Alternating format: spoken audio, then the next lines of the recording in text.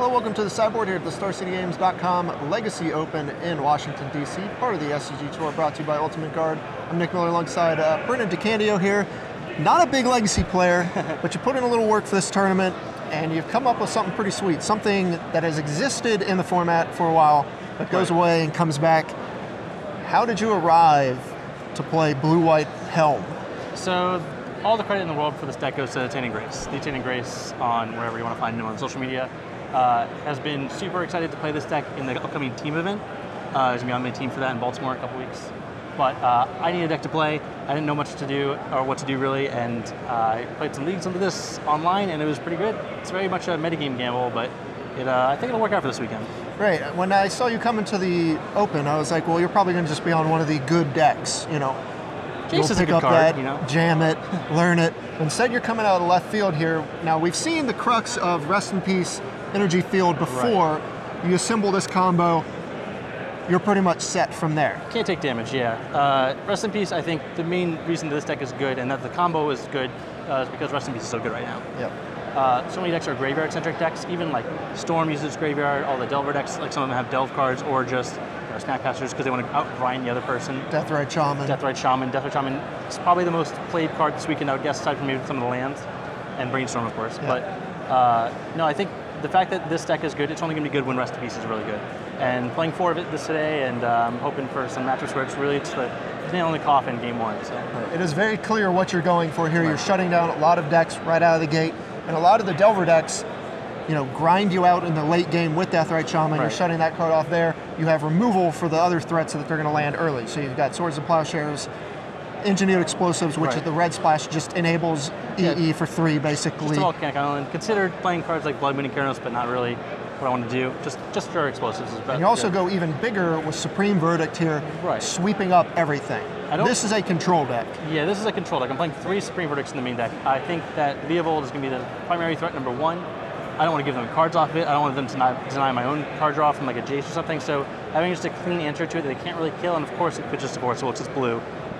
Seems like where I want to be with the format. So only 2 Source Plowshares, 3 Verdicts. I think that those kind of decks, including True Nemesis to deal with, are just more prevalent right now than killing everything on 1 in this kind of deck is relevant. Sure. So the combo between Rest in Peace Energy Field is sort of half of what's going on in this deck. Outside of that, you have Helm of Obedience, which is an oldie, ton of text on this card. You're going to want to read that. But basically, what happens is you get Rest in Peace, that card in play, you activate it, and you win the game because you cannot put the cards into the graveyard. You have to activate it for at least X1, but what the card really does is it makes them flip over cards to the graveyard until they get a creature card, and then you sacrifice Helm, and you get that creature on your side of the field. If you can't flip over cards, you have to keep repeating the process. So if you don't have a graveyard, they never go to the graveyard, so it just keeps going infinitely. And while I have used it for the alternative mode of just getting a creature, it worked out a couple times. I got like a Hooting Mandals or something in the format. It's primarily just to kill them. I got 2 copies, and that's the primary win condition except for Jace. So. Right, 3 copies of Jace the Mind Sculptor. Sure. Too powerful for Modern. Oh yeah, wait. But at home here in Legacy, this is your primary win con. Jace is right to Legacy. Don't ever bring it back into their format. The arguments I've heard for bringing it back in Modern is blasphemy from my experience. It's good in this format. Leave it in this format. Have fun with it in this format. Don't bring it anywhere else. Then we have the rest of the blue cards du jour of this deck. Brainstorm, Ponder, Force of Will, but you're also running just straight up Counterspell here as your other permission spell. Got a couple copies. It's just good to have a hard counter. And this deck's playing a lot of basic lands because it just wants to get to 4 mana or plus. So you have to play basics in this format to do that. That just having a hard counter is sometimes good. You know, sometimes casting Force of Will for 5 mana is just good enough. I want to have it cost 2. Definitely have done that a number of times in my time. And then you have your package here that goes along with your Helm and Rest in Peace and all this. You have Enlightened Tutor here, which can get you all the pieces we've already talked about, but you also have a bunch of one-ofs between Humility, Back to Basics, and Detention Sphere, all of bullets against certain decks. Yeah, like you mentioned, the Deathrite decks are pretty popular, like all the Leovold decks, because why not? You have all the colors of the rainbow access to for the format, really. But Back to Basics is kind of like this version deck's Blood Moon, but more impactful in certain cases where they can free themselves from it, where this is a little bit hard to free yourself from. You just don't get the lands in general ever. So, but that's like a pretty good nail in the coffin for certain decks. And Humility, you know, it's good against like elves. They can't really kill. They don't have Abrupt Decay. And any of their to the battlefield creatures like Reclamation Shade or something like that really doesn't work. It's funny templating with Nissa. Doesn't really work out very well. They still get the 5/5, but No, it's good also against show and tell. That's a big deck. You put Humility to play, their deck does nothing. They have to find an Echoing Truth, a Wipe Away, or anything like that. But just good cards in the format overall, and pretty happy to play a couple of them. Detention Sphere, just a catch-all answer to anything. It's just a forest. People say that all the time. It's sure blue card, whatever. Yeah, it's good. Having a blue card as part of your card text, very important. It's not devoid. They have color. Sure. All right, so we'll move on to the sideboard here, where we help out a lot of what's going on in this deck. You can switch in and switch out parts. You have the rest of your removal here between Swords to Plowshares and another Detention Sphere. This is coming in against Judgment, all the decks that are just trying to beat you with creatures. The main reason you want Council Judgment is because I think this deck is vulnerable to Jace the Mind Sculptor itself. It gets to play it, but also doesn't have very many ways to answer it. So it's a clean answer. Detention Sphere is fine, but that can get red blasted out of those kind of decks. So I just want another clean answer in Council Judgment. But the main thing that we have this in the sideboard for is a lot of Storm hate, because as good as Rest in Peace is against Storm primarily, Energy Field does almost nothing against the deck because Tendrils is loss of life, so you need something to stop Storm. Well, Energy Field keeping like one of it is fine because they go in the Goblin's plan sometimes. I have a lot of Storm hate in the sideboard for... Yeah, that's what I noticed. When you look at the main deck versus the sideboard, the main deck is situated great against all the fair creature decks, but looks to be lacking in the Storm or the spell-based combo decks. Yeah. That's where you get a lot of help here. You've got Canonist and Arcane Lab, an ancient card back in the day, but does the trick. We've got double Meddling Mage, which we saw last weekend in Modern doing a lot of work against Storm, but also applicable in this format as well. Even harder to kill, I think, in this format. Most of the Storm decks don't have Lightning Bolts on their sideboard. They have, maybe, I don't even know, what people Echoing Truth. They could occasionally have like Abrupt Decay and things like that, but if they're doing that, you're already doing all right. Yeah. And then 2 Mindbreak Trap as well when you just got to get them. Just got to get them. But I think the primary reason this deck can also do well, even issuing the sideboard in general, is despite Rest in Peace being very good, I think the amount of people playing Abrupt Decay has downticked significantly since the loss of Counterbalance top.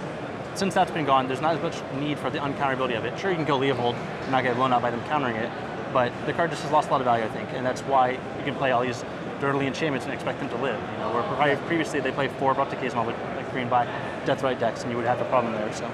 Yeah, getting rid of that card gives you a lot of space in the types of permanents you can play that can affect the game. Outside of that, we have your alt win cons here. Yep. Monastery Mentor, you got 2 copies, and a Gideon Ally Zendikar. Yep. These cards just give you a little variety if someone kind of knows what you're up to. Yeah, you have a tough time beating like a Pithy Needle if they name on Helm and you have to win with Jace and you can't protect it because Energy Field doesn't stop Planeswalker damage, but yeah. The other thing you also have in the sideboard is the Greater Oromancy, which again is for the Abrupt Decay matchups where I think they have like 2 to 3 maybe in the decks, just like a card you can play, have insurance against not having to get a second copy of the combo to defend yourself. So.